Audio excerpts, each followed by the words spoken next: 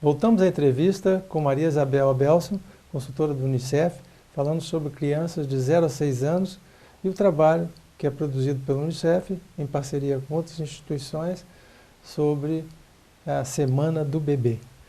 Você explicou um pouquinho antes o que é a Semana do Bebê, e nós estávamos falando no bloco anterior sobre alguns cuidados, né?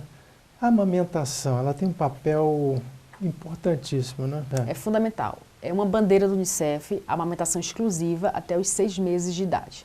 Quando a gente fala exclusiva, é não dar água, não dar chá, é poder que essa alimentação, esse primeiro contato com a mãe, né, ele é fundamental não só para a alimentação do bebê, para o desenvolvimento dele, mas porque estabelece um vínculo com a mãe e bebê, né? O afeto é construído ali, né? Então uma relação é construída. Então a gente aposta muito que a construção da subjetividade da criança se passa nessa relação. Sim. Então a gente aposta, além, claro, de ser muito mais saudável para a mulher vai perder peso mais quando ela dá o peito para essa criança. Então o corpo dela volta à forma anterior com mais rapidez quando ela amamenta. Sim, tem até aspectos ligados ao prazer da própria mãe, né? Sim. Que é pouco explorado isso, né? A gente tem uma legislação que vem avançando em relação ao direito dessa mulher ter uma amamentação exclusiva até os 6 meses. Né? Então a gente preconiza que é importante ter no mínimo 6 meses a amamentação e depois até os 2 anos com complemento de outra alimentação, quando entra frutas, verduras, enfim. Só que a nossa legislação diz 4 meses de licença maternidade. Né? Então acaba que a gente vem avançando em algumas empresas, o próprio governo, o governo federal, estadual e municipal vem, né, dando esse direito aos 6 meses para a mulher ficar com esse bebê. Né? Ou permitir que a criança vá até o estabelecimento, né, do trabalho, né? Então a gente vem muito pensando nisso, assim, qual é o legado da Semana do Bebê para os municípios? Então um legado talvez seja essa discussão, né? A importância das empresas, também privadas, poder garantir espaços de amamentação, porque a gente sabe que no momento que se a mãe está junto com esse bebê e ela cuida desse bebê, ela se sente mais confortável até para produzir mais no trabalho. Né? Não fica movida ali pela angústia da separação. Certo. A legislação brasileira, inclusive a Constituição, fala na garantia da escolaridade, né? Principalmente dos 7 aos 14 anos, né? O ensino fundamental. Do 0 a 6 ainda é uma etapa ainda que não tem talvez as luzes necessárias que precisamos ter para que as crianças cheguem num nível de formação um pouco melhor até no próprio ensino fundamental. Essa é uma questão importante. No último censo de 2010, foi dito o seguinte, que a gente consegue entrar no país, mais de 95% das crianças conseguem entrar têm acesso à educação fundamental. Nós estamos falando de creches, de ensino fundamental. Quando chega no ensino médio, a gente cai para menos de 50%. Ou seja, os meninos estão abandonando as escolas. Né?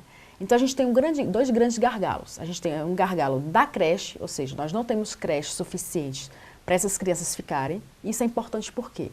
Porque, como você falou inicialmente, essas mães precisam trabalhar. Elas precisam sair de casa. Então elas precisam deixar os filhos dela com alguém que possa protegê-los. Então, a creche tem essa função, que é um direito da criança. É um direito da mãe? Também, mas mais da criança. Porque mesmo que a mãe não trabalhe, é um direito da criança poder estar dentro de uma creche, poder ter direito à educação. Então, esse é uma discussão que a gente também faz na Semana do Bebê com os municípios. Não há obrigatoriedade do município ter a creche, mas a gente incentiva que é muito importante essa creche existir para as crianças. E uma outra questão é o ensino médio. Os nossos meninos estão saindo da escola, abandonando a escola. Né? Um dos motivos, uma das grandes questões é a gravidez na adolescência. As meninas abandonam a escola porque elas ficam grávidas. Isso leva à criminalidade, isso leva à exclusão social, né? Isso torna essas meninas mais vulneráveis. Né?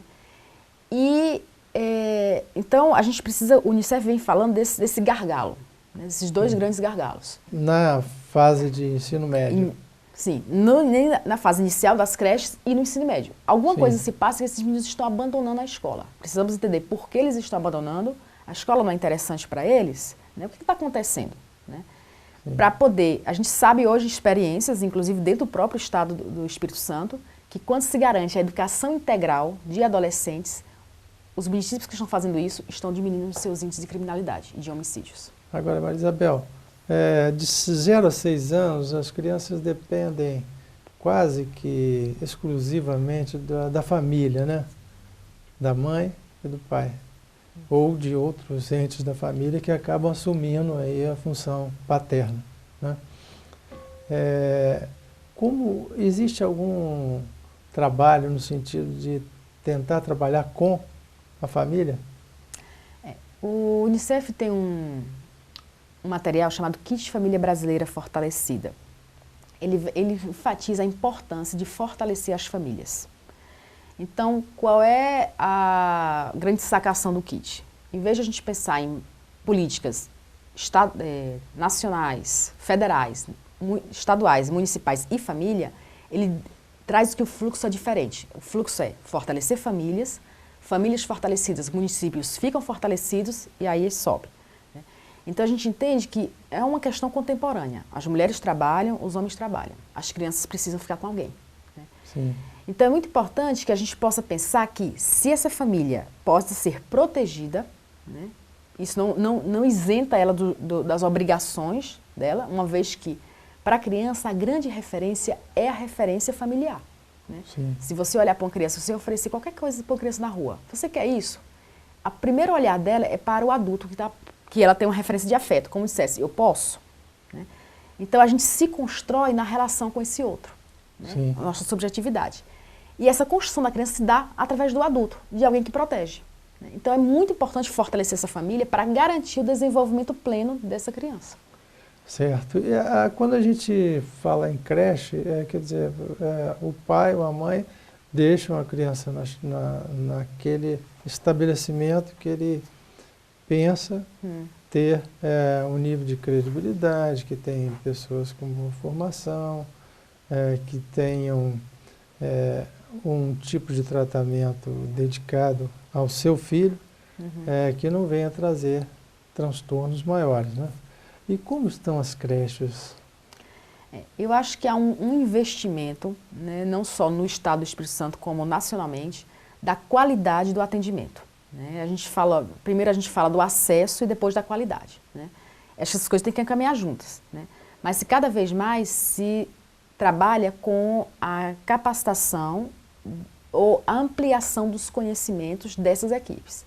A gente parte do pressuposto que há um conhecimento dessas pessoas sobre desenvolvimento infantil. Né? Mas de que forma a gente pode ampliar esse conhecimento, né? Até com pesquisas, com conhecimentos científicos mais atualizados, para garantir que ele possa acompanhar e favorecer o desenvolvimento dessas crianças. Então, de fato, a gente hoje é uma discussão no Estado muito mais de qualidade do que de acesso. O acesso está acontecendo, mas a gente precisa garantir a qualidade. Quais os recursos que são destinados para creches públicas? Tem recursos federais e tem recursos municipais. Né? É muito importante, o Unicef apoia os municípios que fazem planos municipais pela primeira infância. Né? Os planos municipais pela primeira infância é quando o município determina um plano, cria um plano, isso é uma orientação do CONANDA, né? Para que o município construa um plano sobre a primeira infância. Dentro desse plano tem orçamento. Né? E esse orçamento, uma das questões é qual é o recurso que está destinado para as ações da educação no município. É dar visibilidade ao que está lá. Né? Nós não temos uma cultura de acompanhar os gastos e despesas públicas dos nossos municípios e cidades. Né? Então, um dos convites do Plano Municipal pela Primeira Infância, que a gente vem incentivando os municípios a construir, é não somente ter um plano intersetorial, mas também ter um orçamento dentro do legislativo e que esse orçamento possa ser acompanhado de exatamente o que está se gastando na educação, na saúde e na assistência. Bem, nós vamos a um último intervalo, voltamos para o último bloco da nossa entrevista. Fique conosco.